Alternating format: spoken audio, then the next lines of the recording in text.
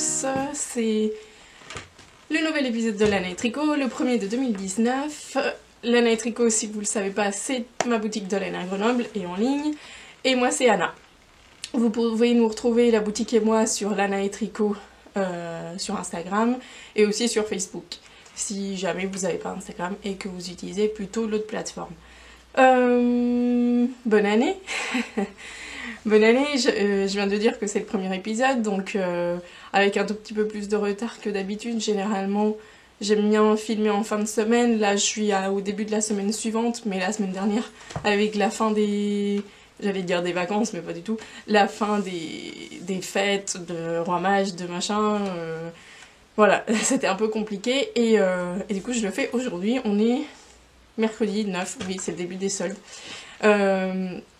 Donc voilà, j'espère que vous avez passé de bonnes fêtes, que vous avez passé du temps avec la famille, avec les amis, et tout ça, et si vous avez eu des vacances, j'espère que vous êtes reposés et que vous avez bien tricoté. Moi j'ai ni bien reposé, mais j'ai tricoté. Non, enfin j'ai passé du temps avec ma famille, on est resté tranquillou, on a fait des petites choses et on a aussi travaillé les jours où la boutique était ouverte, donc on était tous les quatre à faire des trucs à la boutique et c'était sympa. Bon, ben voilà. J'espère que l'entrée en 2019 se fait avec une transition la plus douce possible, que si vous laissez une mauvaise année dernière, que 2019 va être une belle année. Moi j'espère qu'elle va être aussi bonne qu'en 2018 au niveau de la boutique et au côté professionnel. Et voilà, il y a plein de boulot qui se dessine déjà devant moi. Et c'est fatigant, mais c'est très dynamisant et c'est c'est intéressant et ça va être plein de rencontres. Je vous raconterai tout ça au fur et à mesure. Mais ce qui est officiel, maintenant je peux le dire, Lanae sera au festival Knit It en avril. Je crois que c'est le premier week-end d'avril, j'ai le 5 et le 6, ou le 6 et le 7, c'est un samedi-dimanche à Lyon. Donc si vous ne connaissez pas, Knit It, c'est organisé par Emma et Nathalie, je crois que c'est son prénom, à Lyon. Et c'est des petites rencontres trimestrielles où on mange et on tricote, Knit It.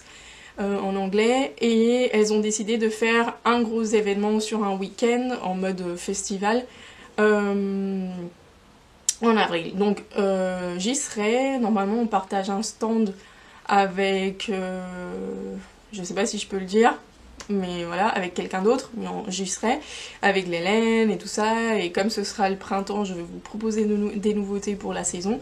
Donc ça va être, c'est mon travail actuellement de repérer ce que je veux apporter et de quelle marque et quel type de fil, et bon voilà, c'est un peu, je commence à me concentrer sur ça, et du coup je suis super contente parce que c'est mon premier grand festival avec la boutique, et voilà, c'est super cool. En plus c'est à côté, et avec Emma et Nathalie, avec qui je m'entends très bien, avec qui j'ai participé à toutes les éditions de Knit It en tant que particulier. J'ai été au mois de juin avec la boutique à la Knit It parce elles accueillent aussi des créateurs pendant ces temps-là de partage. Et du coup, je crois que j'ai été à toutes les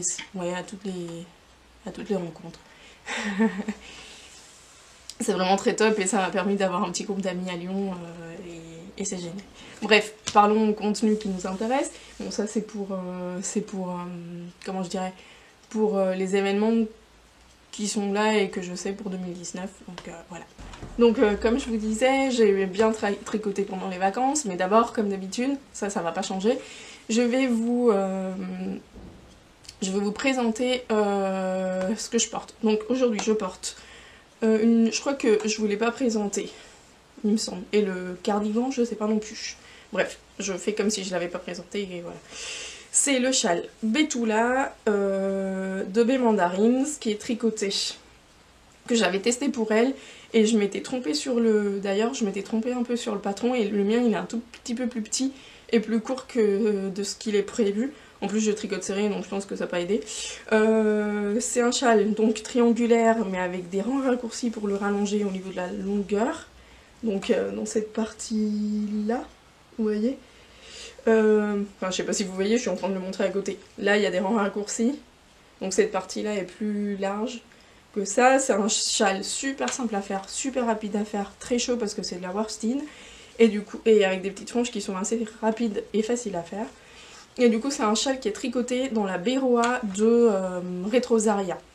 D'ailleurs, je l'ai pas prise, je vais la prendre comme ça, je vous montre à quoi elle ressemble.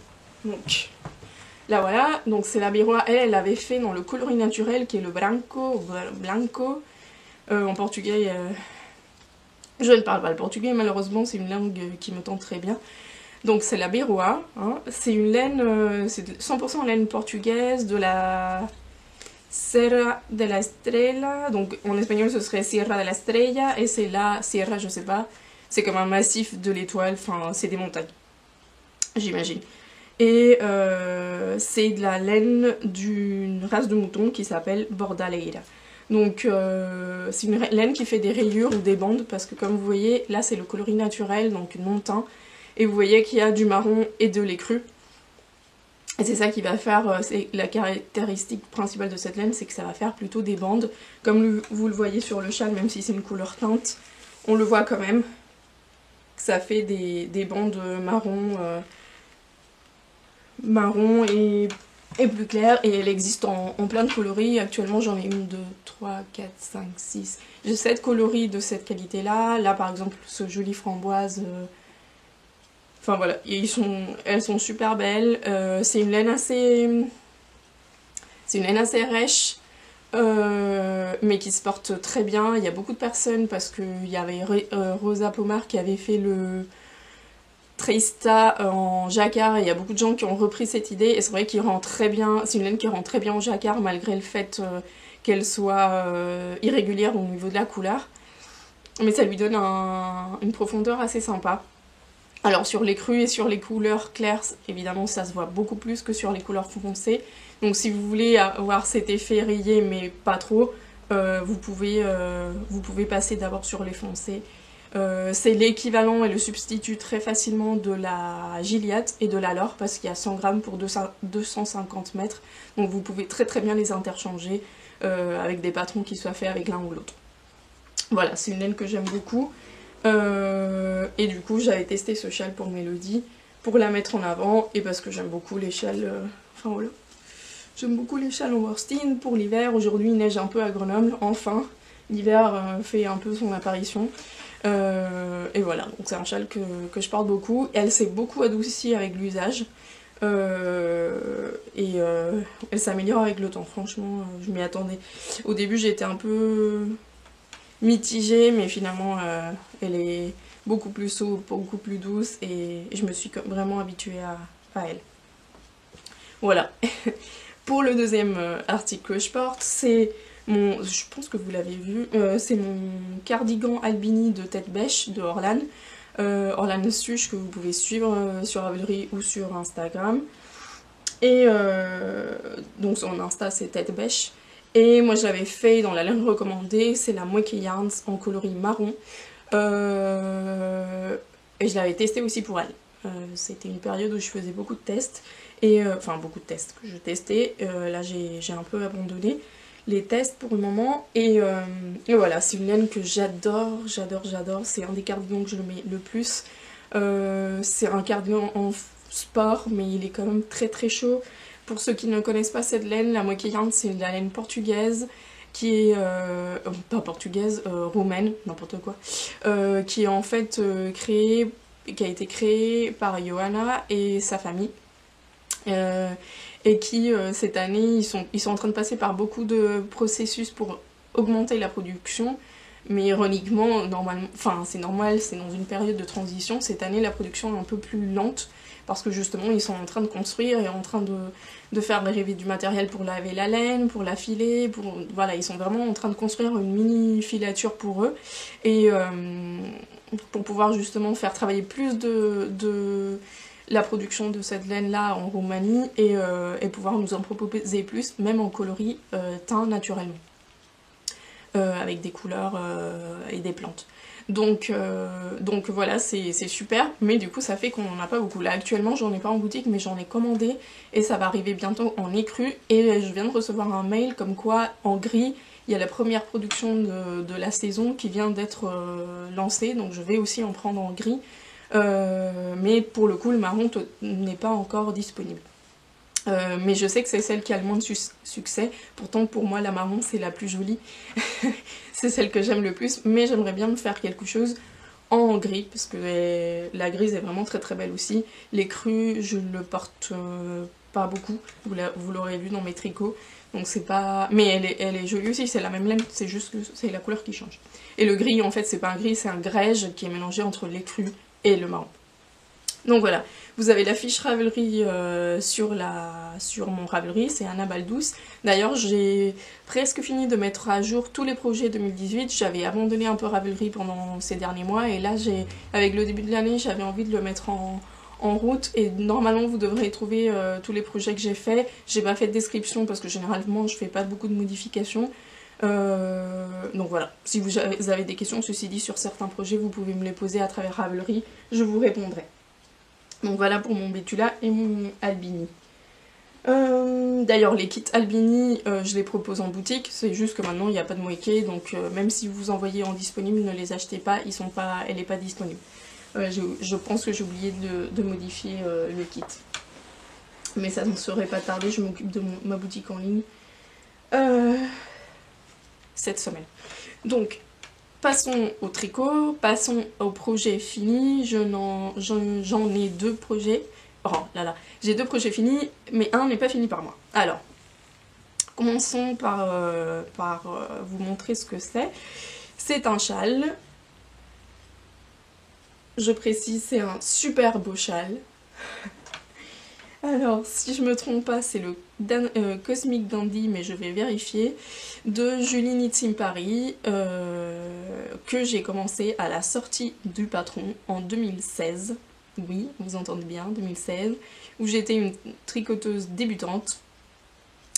Et je me suis lancée dans ce projet. Alors, c'est le Cosmic Dandy, c'est bien ça. Je l'avais commencé pour le Cal, figurez-vous, en 2016.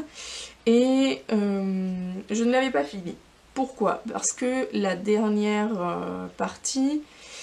Ouais, en mars 2016. La dernière partie, en fait, ce châle se commence par le haut, on fait des augmentations, on alterne les couleurs. On reprend pour faire des rayures à la verticale. Et après, il y a toute une section de brioche. En fait, comme j'étais une tricoteuse débutante, la brioche, je l'ai commencé avec ce châle. D'ailleurs, je n'en ai pas refait depuis, j'étais traumatisée. En fait, j'avais fait la brioche, mais à chaque fois que je me trompais, je ne savais pas récupérer mes erreurs. Du coup, j'ai abandonné ce châle. Et il y a quelques mois, j'ai relancé un appel... pour que quelqu'un me tricote et me finisse ce châle parce que je me sentais incapable de faire les 10 cm de brioche qui me restaient pour le finir. Oui, c'est bête, mais vous faites des blocages sur des projets, j'en suis sûre. Donc moi aussi. Et mon amie Elsa s'est gentiment proposée pour me le finir, sachant qu'on n'avait pas du tout, si c'était depuis 2016, j'étais pas pressée de l'avoir. Donc je sais plus exactement quand est-ce que je lui ai donné, mais ça peut faire 6 mois ou quelque chose comme ça. Et elle l'a fini, enfin elle me l'a donné vendredi, donc elle l'a fini assez rapidement, enfin il y a assez peu de temps. Et franchement il est génial, génial, c'est exactement la forme de châle que j'aime porter. Parce que ça couvre bien les épaules, parce qu'il est assez long pour pouvoir le mettre en écharpe si j'en ai besoin. Et franchement il me plaît même plus qu'avant. Il est top. Donc pour les laines, j'ai utilisé 2 coloris différents de Mechita de Malabrigo, même si elle paraît une seule, mais il y en a une qui est plus claire et une qui est plus jaune verte et une plus verte bleue. Je suis sur mon Ravelry pour vous dire, donc c'est la Arequita et Nymphas que ma mère m'avait offerte en 2016, et j'ai pour le mohair, parce que c'est un châle qui a du mohair. Julie était un peu précurseur en féminin des associations laine et mohair quand c'était pas encore à la mode, et c'est du mohair luxe de Langue en bleu canard. Donc c'est un superbe châle, je remercie énormément Elsa de l'avoir terminé pour moi. parce que vraiment c'est mes couleurs à 100%, c'est ma forme à 100%, il est doux, il est chaud, et voilà, et pour une fois j'ai un truc en brioche, voilà, il faudrait que je m'y mette avec cette question de la brioche, mais bon, c'est pas dans mes projets les plus urgents. Voilà, voilà. Allez. Donc, maintenant j'ai un châle. J'ai un nouveau châle. Oui, je me fais toujours finir les châles par les gens. Non, pas tous quand même. Et pour deuxième projet fini, c'est un autre gros projet, mais là, je vous rassure, c'est moi qui l'ai fini. Hop, je l'attrape, il est au fond. Pour le deuxième projet fini, c'est mon F quelque chose de LL Magnusson. Je vais pas faire l'effort de prononcer un truc que je ne suis pas capable de prononcer. Qui est complètement fini, je l'ai fini avant 2019, donc je l'ai fini dans la semaine entre, qui est toujours entre le 25 et le 31. Mais il y a eu un petit mais avec ce patron. Pour vous rappeler, je l'ai fait en Lopi, en LED Lopi, comme recommandé sur le patron. J'ai pris donc les couleurs que mon amie Laura avait pris pour son Wintersol. Ouais, un patron de Jennifer Stainless que je vous ai montré sur le podcast précédent. Donc du gris clair, du gris anthracite et du bleu. Et voilà, je l'aime vraiment. Mais j'ai fait la plus... Non, j'ai pas fait la plus petite taille, j'ai fait la 3e taille. Mais c'est un patron qui est assez fité. Chose qui me plaît beaucoup. Mais alors, je vais pas pouvoir le porter, mais je le porterai si je peux pour le prochain podcast, comme ça vous pouvez le voir.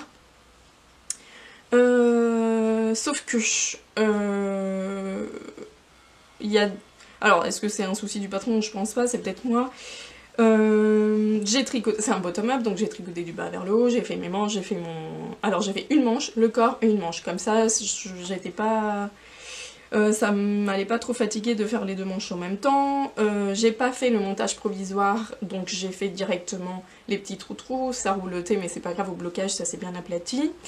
Cependant, pour le corps, parce que ce patron-là on fait un montage provisoire pour après fermer avec une chaînette au crochet qui fait des espèces de petits trous, de petites vaguelettes. Ça donne un côté très romantique au patron et ça me plaisait beaucoup, mais finalement, une fois fait, pour moi personnellement, ça me plaisait pas tant que ça.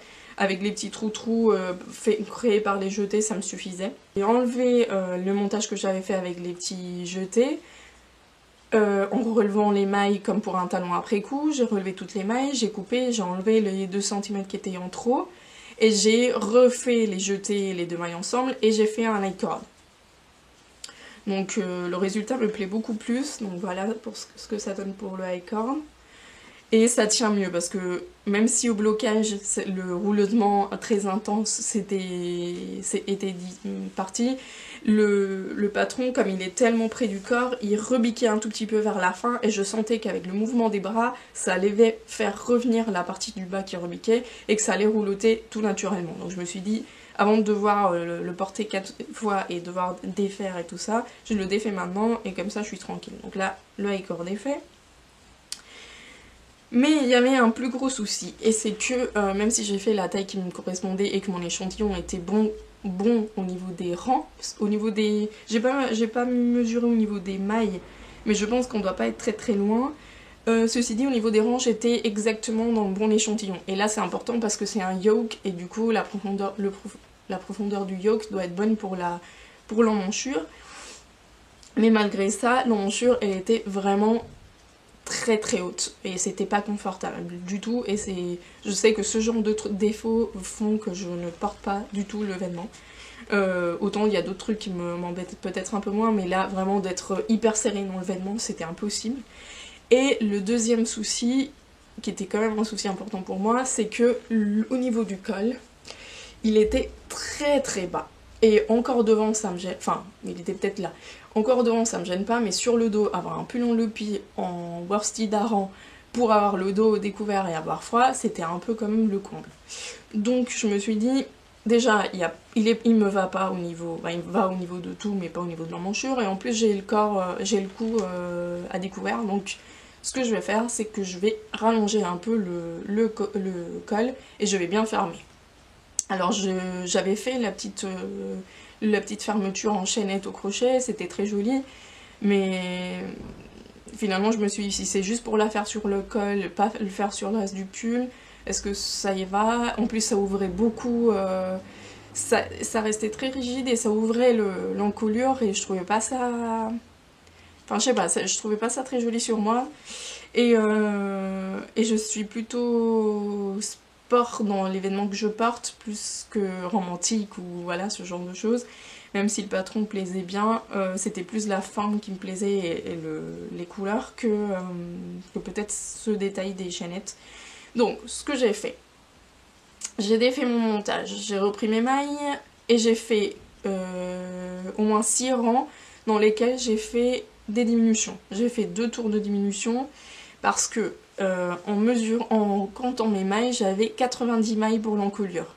J'ai comparé avec des patrons qui sont faits dans la même taille d'aiguille, dans la même épaisseur de laine et avec des yokes, dont le Wintersole par exemple, dont j'ai le patron, et il y avait autour de 70 mailles.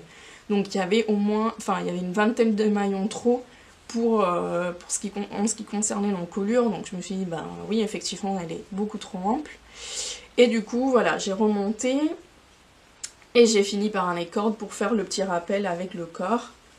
Et maintenant, bon, il est à ma taille, parce qu'il est près du corps, donc il est près du corps dans tout l'ensemble, mais il me sert pas à un niveau où je puisse pas le mettre confortablement. Donc là, maintenant, je suis beaucoup plus heureuse avec ça. Donc du coup, je l'avais fini avant 2019, mais les modifications, je les ai faites entre avant-hier soir et hier soir, j'ai complètement fini de le modifier. Et franchement, je l'aime beaucoup, il va être très chouette et voilà, je n'ai rien à dire d'autre. Le patron est très rapide à faire, le dessin se fait, j'ai fait ça en une journée, enfin en une journée, même pas en quelques heures, en une matinée. C'est hyper addictif et voilà. Si vous voulez faire ce patron, faites attention, les tailles sont vraiment très très petites. Il n'y a pas d'aisance précisée dans le patron, donc moi j'ai interprété que c'était près du corps, mais quand on regarde les projets des gens, en fait, presque tout le monde l'a modifié, soit en gardant le dessin mais en faisant un pull totalement différent, soit en laissant l'encolure très ouverte, mais je trouve pas ça très heureux. Voilà, donc moi j'ai fait un peu ma petite version de ça, et je vous mettrai sur Instagram des photos portées très bientôt, voire même aujourd'hui. Et la photo que vous avez vue de ce pull sur les stories entre hier et aujourd'hui, c'était la version avant les modifications. Donc si je me souviens, je la mettrai là, comme ça vous verrez, vous aurez la comparaison entre cette encolure et l'encolure précédente. Donc pour vous dire, l'encolure précédente, si vous enlevez tout ce qui est bleu là, ça correspond à l'encolure. Donc vous voyez l'ouverture qu'il y avait avant et l'ouverture qu'il y a maintenant, il y a quand même une différence. Voilà. Très très contente de l'avoir fini, très très contente parce que c'était un tricot rapide, très très contente parce que le résultat me plaît énormément et j'ai très envie de le porter. Voilà. Bon, très envie de le porter, je pense que je vais le porter demain, à vrai dire. Donc voilà pour les projets finis, on va passer aux projets en cours. Pour les projets en cours, je vous en ai apporté 3 parce que c'est les 3 qui sont plus actifs, j'en ai quelques-uns, j'ai des petits projets. J'ai plein de petits projets en ce moment qui sont en arrêt total et je me demande si on n'a pas qui vont être soit détricotés, soit... Mais bon, ça je vous ferai le point un peu plus tard. Là je vous ai apporté les 3 grands projets dans lesquels je suis en train de tricoter actuellement. Bon, même s'il y en a 2 que j'ai pas touché depuis une semaine. Mais on va commencer par le plus court et le plus petit. C'est un patron de cardigan que ma mère a fait là pendant les vacances pour une amie qui a eu un petit enfant. Et comme moi j'ai une amie qui va avoir un bébé, j'ai commencé le même patron. Donc c'est le Lottie Cardigan de Carrie Bostic Hodge. Vous savez qu'on est très fan dans la famille de cette créatrice, c'est Mothermaid sur les réseaux si vous voulez aller voir. Je pense que vous la connaissez bien. Elle a beaucoup publié pour Queen Co et compagnie, c'est une esthétique très dégagée, très minimaliste. Et là, j'ai fait le petit cardigan, alors je le fais en 3 mois, parce que j'avais pas plus de laine pour faire des tailles plus grandes. Là je vois qu'il y a un petit défaut qui se voit, c'est bête. Enfin, défaut, je sais pas ce que c'est. Bon. Donc c'est un tout petit cardigan en worstin, il me manque maintenant, j'ai fini le corps hier soir, il me manque les petites manches et il sera fini. Et je pourrai l'envoyer. Donc je vais mettre des boutons en bois, parce que c'est une laine qui est tweedée et dans le tweed il y a un peu des touches marron et je vais lui faire je vais lui mettre des petits boutons en bois. Je pense que ça sera fini avant le week-end et je pourrai l'expédier parce que mon ami n'habite pas à Grenoble. Donc pour la laine, je le tricote en 5,5 parce que je tricote serré. Je me disais si c'est pour tricoter en 3 mois et que ce soit plus petit que le 3 mois, ça serait le comble quand même. Donc je le tricote dont des laines que j'avais dans mon stock dont je ne savais pas quoi faire. Et c'est la Yak Tweed Lang. C'est un mélange 50% yak, 50% laine mérino extra fine. Et c'est la laine que j'avais utilisée pour mon Inilchik Swancho que je vous avais présenté il y a quelques mois ou quelques semaines. Et c'est une laine que j'aime beaucoup parce qu'elle est très douce, parce qu'elle est... Enfin voilà, parce que c'est une worsted, parce qu'elle est tweedée et parce que c'est de la belle qualité. C'est une laine que je n'ai pas forcément tout le temps en boutique parce que c'est vrai qu'elle c'est un petit budget comme laine, mais je peux toujours vous la commander si vous avez envie de la tester. Vous savez que chez Lang je commande toutes les semaines on va dire, et que je peux avoir toutes les qualités, tous les coloris dans la quantité que je veux. Donc ça c'est super. Donc voilà, ça c'est projet rapide, j'ai commencé ça samedi dernier. Et vous voyez ça va super vite, je tricote très peu de layettes, vous le savez, mais bon, quand on a des amis qui vont avoir des petits, en plus on est un peu dans les âges, ça commence à venir, ça fait toujours plaisir. Voilà, pour le deuxième projet, contextualisation, ça c'est un sac d'une créatrice espagnole qui s'appelle Rosa et son Instagram et sa boutique c'est Cremarie ou Crémarie, ça ressemble un peu au français, et du coup elle fait des sacs 100% faits en Espagne, Cremarie, voilà, et en fait elle fait tout avec des produits bio. Le coton est bio, le coton ou lin ou ce qu'elle met en petits trucs est bio. Là c'est même du bio teint par elle-même avec des matières naturelles. Quand elle met du lin, c'est du lin bio. Et pour la plus grande part des choses, elle fait aussi du fait en Espagne. Donc peut-être que le coton est aussi fait localement en Espagne et tout ça. Et j'avais été en contact avec elle parce qu'elle avait fait le cadeau du cal Chinquillo l'été dernier. Donc une d'entre vous a un sac qui ressemble à ça. Elle fait différentes collections très limitées. Et du coup ma mère a réussi à en avoir un pour moi et un pour ma soeur. Ma soeur je pense qu'elle mettra plutôt du maquillage ou des choses comme ça. Moi je vais mettre mes tricots bien évidemment. Et c'est fait, enfin c'est hyper méga bien fait. Enfin voilà, c'est super. C'est un bon sac pour mettre un projet pull. Et il y a une petite, alors est-ce que je peux vous la montrer? Non je pense pas. Il y a une petite poche à l'intérieur où moi j'ai mis le patron de mon pull. Donc assez pratique, très joli, une esthétique qui me plaît énormément et faire travailler des créatrices locales de mes parents, ça fait toujours plaisir. Elle est basée à Séville, pas loin de Séville, donc pour mes parents c'est assez local. Bref. Dans ce sac à projet aussi merveilleux, j'ai mon trémouire qui est mon casse-tonne du nouvel an.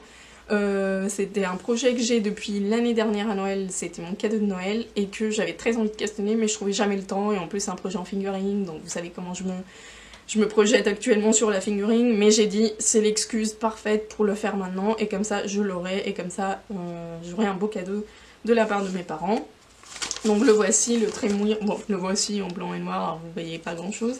C'est un patron de Isolda et vous savez que je l'aime bien, c'est quelqu'un que j'admire beaucoup. Donc pour la laine, alors j'ai juste une pelote de laine. La laine, c'est Celtic Colors, prononciation à la française, je me francise, c'est incroyable. Donc c'est de la laine artisanale teinte à la main à Tipperary en Irlande, c'est de la laine irlandaise, c'est de la Jacob, la race de mouton, c'est de la Jacob. Il y a 400 mètres pour 100 grammes, donc de la fingering, mais elle est assez light fingering, je dirais, pour l'épaisseur. Et du coup, c'est des écheveaux de 100 grammes. Et voilà. Donc, voilà l'étiquette. C'est de la laine que vend Isolda. Donc, ma mère avait acheté le... Alors, elle ne les vend pas en kit, mais avait acheté la laine chez elle. Et vous m'avez demandé, certaines d'entre vous m'ont demandé, c'est de la laine très rêche. Moi, je la supporte bien, hein, voilà. Mais si vous n'avez pas l'habitude des laines rustiques, ne foncez pas sur ça, vous allez être terrifié. Je pense que c'est la laine la plus rêche que j'ai tricotée. Et c'est beaucoup dire, enfin, pourtant j'en tricote. Mais c'est une laine très rêche, qui fait presque... Elle est en single ply. Donc, donc c'est un seul brin qui est très retordu. Donc je pense que ça va être une laine assez résistante. Un peu dans... Si vous avez déjà vu la moquette yarn, c'est un peu le même style. Mais la moquette yarn, c'est plus épaisse et un tout petit peu plus moelleuse. Plus douce. Celle-ci, elle est vraiment... Ouais. Elle est irrégulière. Il y a des parties qui sont plus fines que d'autres. Enfin voilà. Et pour les fileuses, vous voyez, il y a quand même pas mal de tension et elle rebique un peu tout ça. Voilà, donc ça c'est pour la couleur maintenant principale. Mon corps va être rouge bordeaux comme ça, et mes couleurs contrastantes c'était du gris et du rouge, tout dans la même laine. Donc là j'ai fini en quelques jours, hein, vraiment c'était hyper addictif. Oula, c'est quoi ça, c'est tous mes fils à rentrer. Bon, je sais pas dans quel sens elle va. Voilà, comme ça. J'ai fini le yoke et je l'ai bloqué parce que j'avais peur qu'il soit trop petit, mais non, normalement il est à la bonne taille. Je l'ai essayé sur moi et les flèches là à la fin va arriver avant la poitrine, donc c'est bon. Donc voilà, mon yoke que j'ai mis sur un fil, enfin j'ai mis sur une autre laine, j'ai bloqué, je suis satisfaite. Alors c'est vrai qu'elle gonfle quand même pas mal et elle s'adoucit quand même pas mal au blocage, mais bon, c'est une laine rêche, c'est de la pure laine. Voilà, je suis assez satisfaite du jacquard. Il y a, à part la partie, la dernière partie où malheureusement mon gris a des parties grises très foncées qui coïncident avec le gris très foncé, enfin avec le rouge, et je ne sais pas si je suis très satisfaite de la dernière partie. Je vais continuer un tout petit peu, voir ce que ça donne portée, et sinon je détricoterai. Bon, je pense que ça va le faire. Oui, c'est très bien. Donc voilà. Donc là, il reste la partie la plus ennuyeuse de toutes, c'est tricoter les manches et le corps.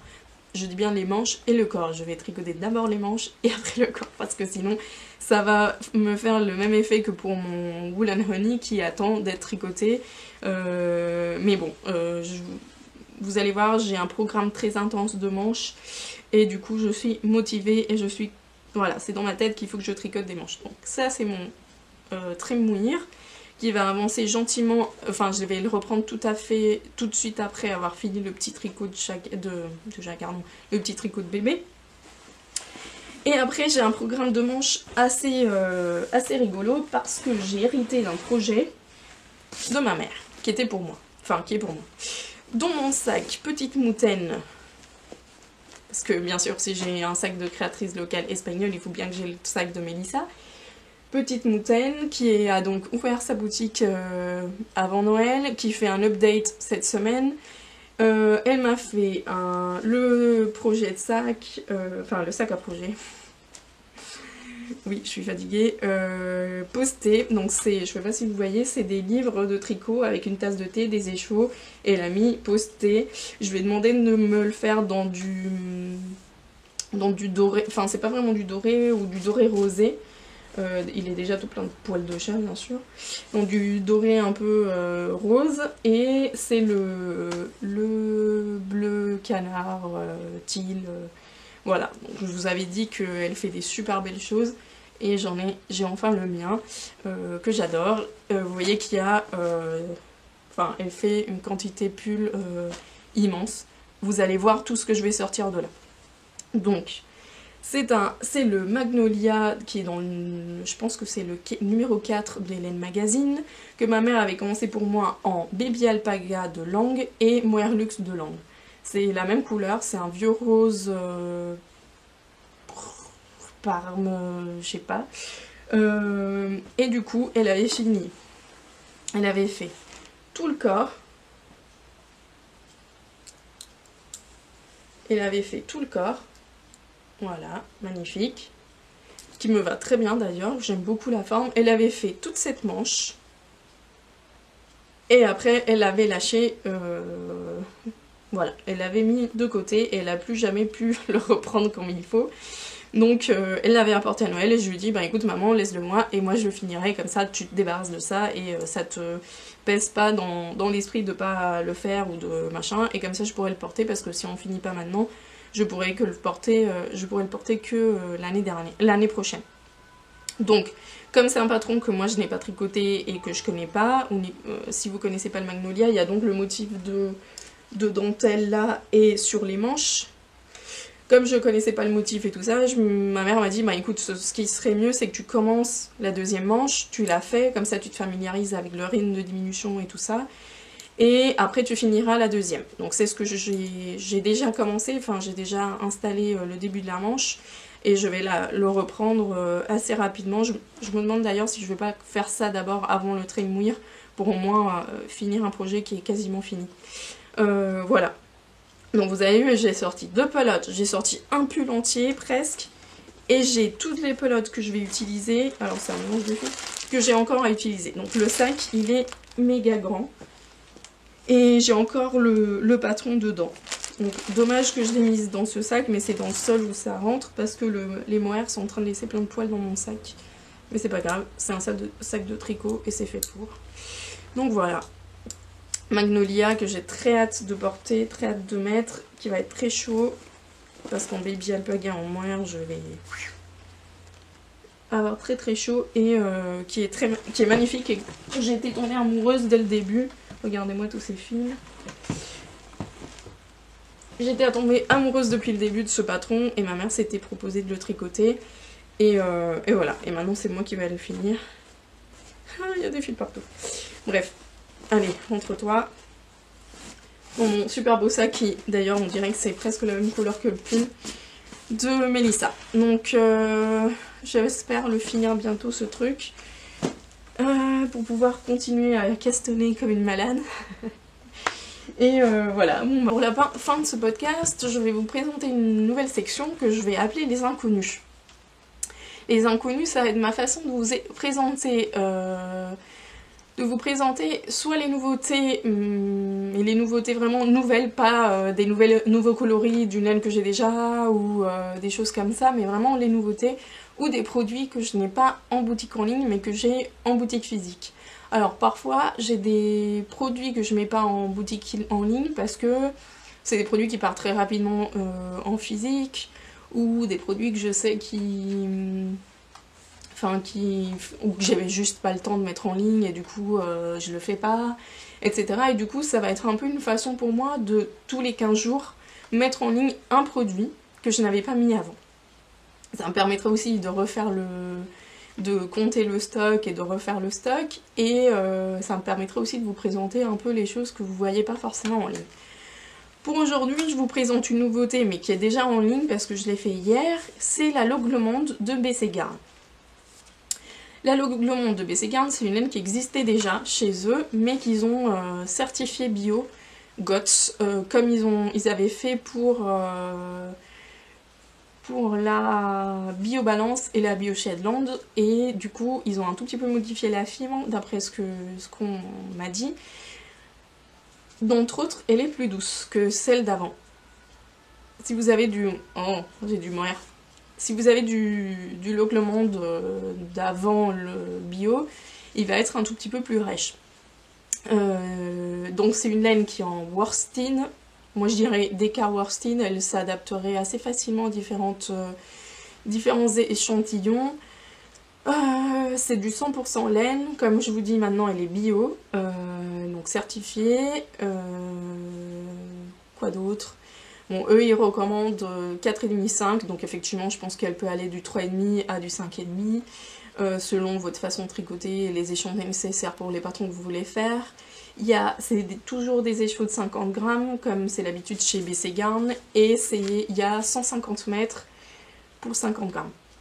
Donc 300 mètres pour 100 grammes. C'est de la laine un peu tweedée, donc il y a un peu des petites touches de couleurs différentes, et effectivement elle est quand même assez douce. C'est une douceur, si vous avez déjà touché de la Brooklyn Twin, ça y ressemble, c'est plus doux que la Brooklyn Twin, mais ça a ce côté, en anglais on appelle ça bouncy, donc enfin, je sais pas moelleux, ça rebondit un peu, c'est très agréable. Je m'y attends, comme je l'avais vu que avant le fait qu'elle soit bio, je m'attendais à autre chose, et quand j'ai ouvert les paquets, j'ai fait waouh, c'est super doux, c'est hyper, enfin ça donne vraiment, alors ça me le fait pas toujours, quand je reçois des laines, parfois j'ai très envie de les tricoter. Là j'ai hyper envie de les tricoter, j'étais même hier en train de me demander, bon alors quel coloris je mets de côté pour moi, avec quel projet, nanana. Mais je vous rassure, je vous ai laissé tous les coloris et j'en ai pas pris pour moi. Voilà, donc l'Oglemande bio, gros coup de cœur de la saison. Profitez-en encore qu'il fait froid, parce qu'après, voilà, ça sera moins continué peut-être pendant les mois printemps et été. Mais vraiment super chouette. Donc vous la trouvez en ligne, tout comme les soldes, je vous ai mis en promotion pas mal de petites choses. Il y a des kits, il y a de la Malabrigo, il y a la Laure aussi en solde. Je sais plus ce que j'ai mis encore, mais bon, il y a pas mal de petites choses. Donc profitez-en, faites-vous un petit plaisir après les fêtes. Et jetez un petit coup d'œil à l'Oglemande parce qu'elle est chouette. Donc voilà, je pense que j'ai tout dit. Je vais ouvrir la boutique. Il fait vraiment pas beau, il a neigé un tout petit peu, il pleut. Parfait pour se mettre dans un canapé et tricoter, n'est-ce pas? Mais c'est pas le cas. Je finis, donc si vous avez acheté, si vous participez au club découverte, je finis là d'emballer les dernières. J'attends des autocollants pour les mettre dessus avec le logo Lanae. Une fois qu'ils sont arrivés et que je mettrai l'étiquette, c'est impression de bordereau, enfin création et impression de bordereau, et c'est expédition. Je sais pas du tout comment je vais envoyer, enfin je pense qu'on prendra la voiture, on mettra toutes les box et on ira directement à la poste pour les déposer, parce que si je dois...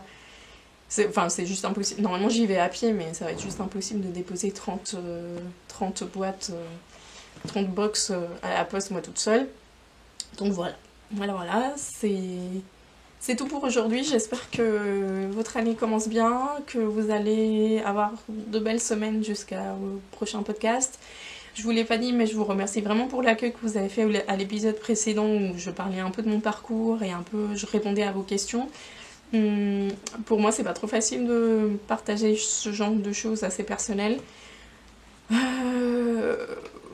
Voilà, mais je remercie vraiment les commentaires que vous m'avez mis. C'est vrai que ça me rapproche un peu de vous, dans le sens où vous pouvez mieux connaître la personne que je suis. Et voilà, merci beaucoup pour vos commentaires, pour vos gentils mots et pour l'écoute de tout ce que j'avais à dire. Et on se voit dans 15 jours. Salut!